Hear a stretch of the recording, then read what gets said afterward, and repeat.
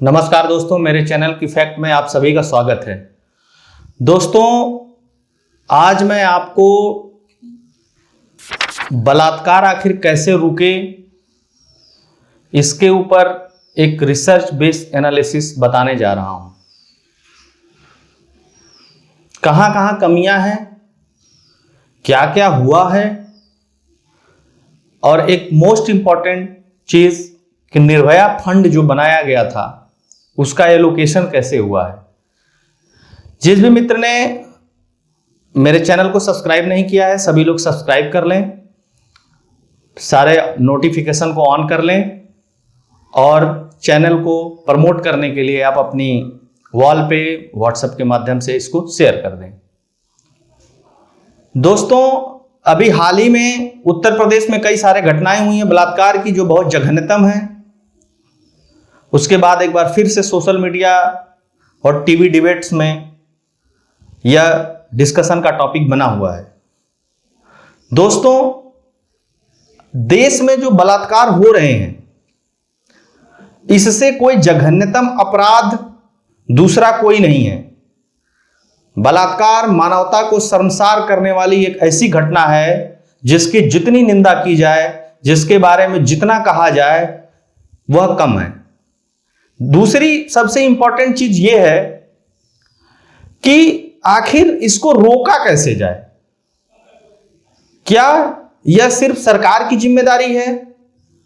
क्या यह अन्य किसी व्यक्ति की जिम्मेदारी है या किसी संगठन की जिम्मेदारी है? यह तय करना हमारा और आपका काम है। यह आप तय करें कि आखिर बलात्कार की घटनाओं को रोका कैसे जाएगा। मेरे हिसाब से, मेरी एनालिसिस के हिसाब से बलात्कार को रोकने के लिए कठोरतम कानून, सरकार की मंशा, उसमें राज्य सरकार केंद्र सरकार दोनों हैं, एनजीओ, सिविल सोसाइटी, वैज्ञानिक, कानून, कोर्ट और आम जनमानस जब तक इसको अपने तरीके से अपनी लड़ाई समझ के नहीं लड़ेगा तब तक इस तरीके की घटनाएं रोकना बहुत ही मुश्किल काम है और इसको रोका नहीं जाएगा। जब भी इस देश में कोई बड़ी बलात्कार की घटना होगी या जिसको मीडिया में जगह मिलेगा या जिसको सोशल मीडिया पे उठाया जाएगा, उसके बाद हम लोग उस पर डिस्कशन करेंगे और डिस्कशन करने के बाद कुछ दिन के बाद हमारा क्रोध शांत हो जाएगा और घटना फिर से पुनः दोहराई जाएगी। आज आपके जिले में, आपके राज्य में दोहराई गई है, कल किसी दूसरे के राज्य में दोहराई जाएगी और इसके ऊपर अन्य पॉलिटिकल पार्टियां एक दूसरे के ऊपर दोषारोपण करेंगी, लेकिन उससे कुछ भी हल निकलने वाला नहीं है क्योंकि यह देश पिछले बहुत सालों से इस तरीके की चीजों को, इस तरीके की डिस्कोर्स को देख रहा है। दोस्तों, इस तमाम बातों के बीच में मैं एक घटना का जिक्र करना चाहता हूं जो बहुत ही इंपॉर्टेंट है। वो इसलिए इंपॉर्टेंट है क्योंकि उसके बाद से बलात्कार की घटनाओं को लेकर के एक देशव्यापी जनव्यापी आंदोलन चला और उसके बाद बहुत सारे कानूनों में बदलाव लाया गया और उसके लिए एक फंड की स्थापना की गई। यह घटना है 2012 की जो दिल्ली में हुई थी, जिसको निर्भया कांड के नाम से जाना जाता है।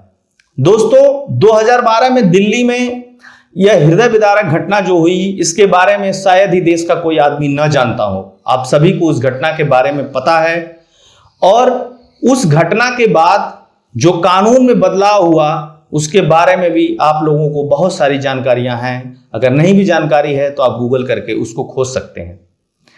आप लोगों को पता ही होगा कि इस घटना के बारे में बाद पूरे देश में बलात्कार को लेकर एक अलग प्रकार का ही गुस्सा था और वह गुस्सा एक जन आंदोलन के रूप में बना।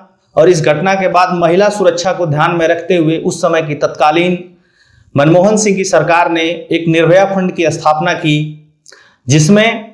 जिसका उद्देश्य था, उस निर्भया फंड की स्थापना 2013 में हुई। शीला दीक्षित की सरकार उसमें दिल्ली में थी। दोनों ही जगह कांग्रेस की सरकार थी। कांग्रेस के खिलाफ बहुत बड़ा एक गुस्सा था देश के अंदर। लेकिन क्या यह जिम्मेदारी सिर्फ सरकारों की है? मैं ऐसा नहीं मानता हूं। और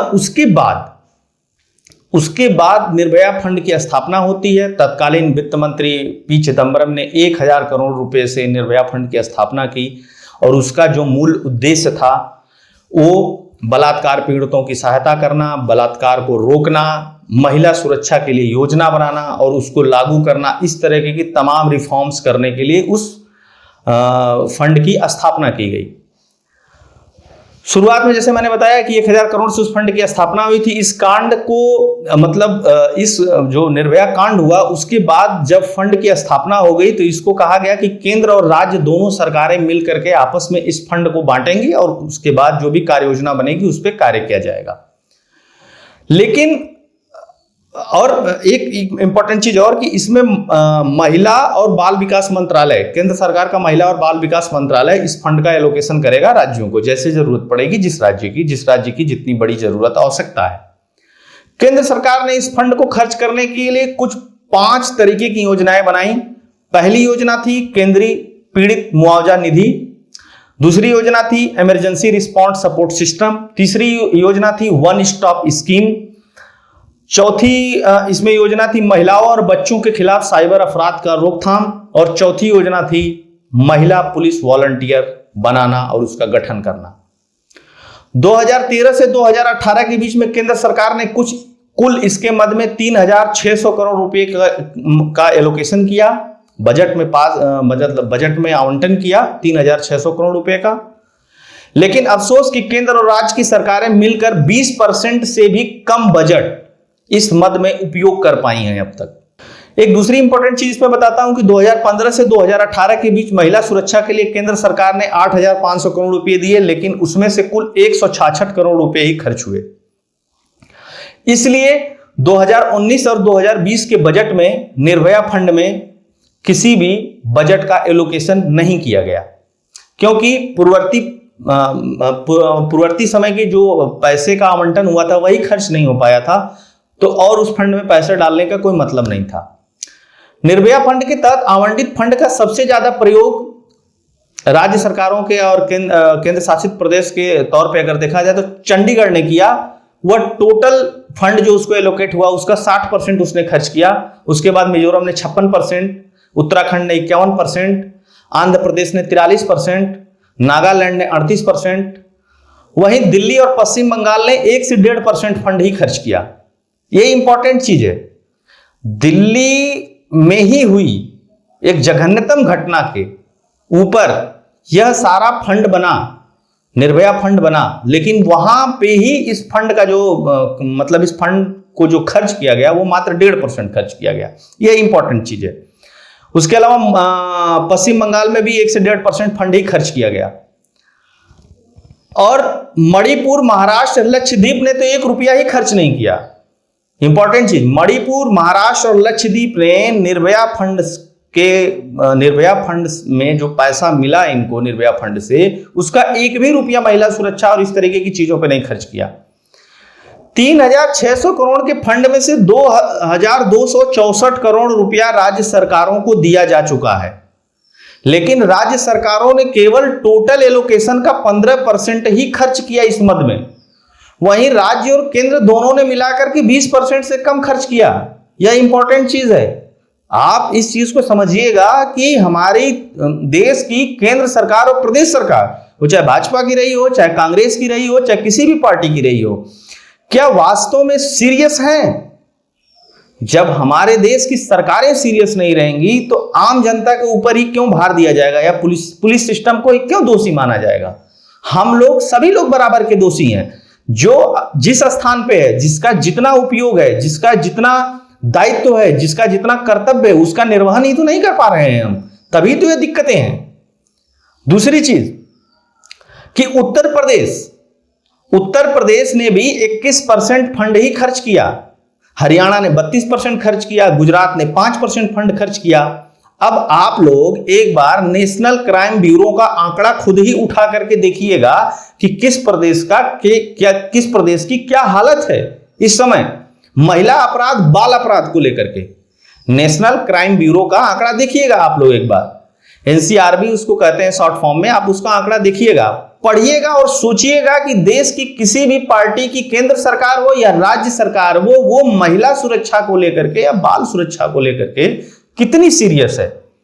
दूसरी चीज कि 2019-20 में ही कई राज्यों में बहुत गंभीर बलात्कार की बहुत सारी घटनाएं हुई हैं। मैं उन घटनाओं के जिक्र में नहीं जाना चाहता। आप लोग टीवी डिबेट के माध्यम से, सोशल मीडिया के माध्यम से, अखबारों के माध्यम से पढ़ा ही होगा आपने। इस समय जब कोई घटना होती है तो 10 दिन 15 दिन खूब उबाल रहता है, आम पब्लिक में भी उबाल रहता है, सोशल मीडिया पे भी उबाल रहता है और टीवी पे भी उबाल रहता है। लेकिन उसके बाद सारी व्यवस्थाएं, सारी चीजें निष्क्रिय हो जाती हैं।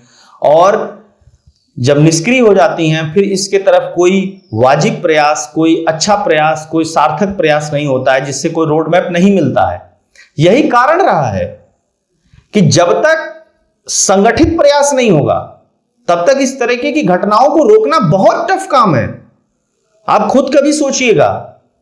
लेकिन क्या टीवी डिस्कोर्स या मेरे वीडियो बना लेने से या आपके सोशल मीडिया पे लिख देने से इस तरह की घटनाएं घटेंगी? नहीं, अब तक तो ऐसा कुछ भी नहीं हुआ है।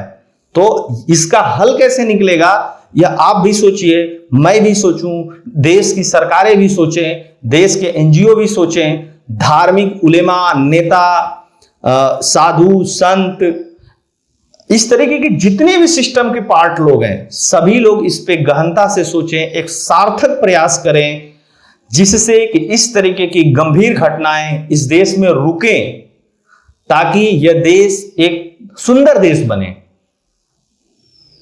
दोस्तों, मैं उम्मीद करता हूं कि आप लोग मेरी इस अपील को मानेंगे और इस दिशा में एक सार्थक प्रयास करेंगे। जय हिंद, जय भारत, बहुत बहुत धन्यवाद।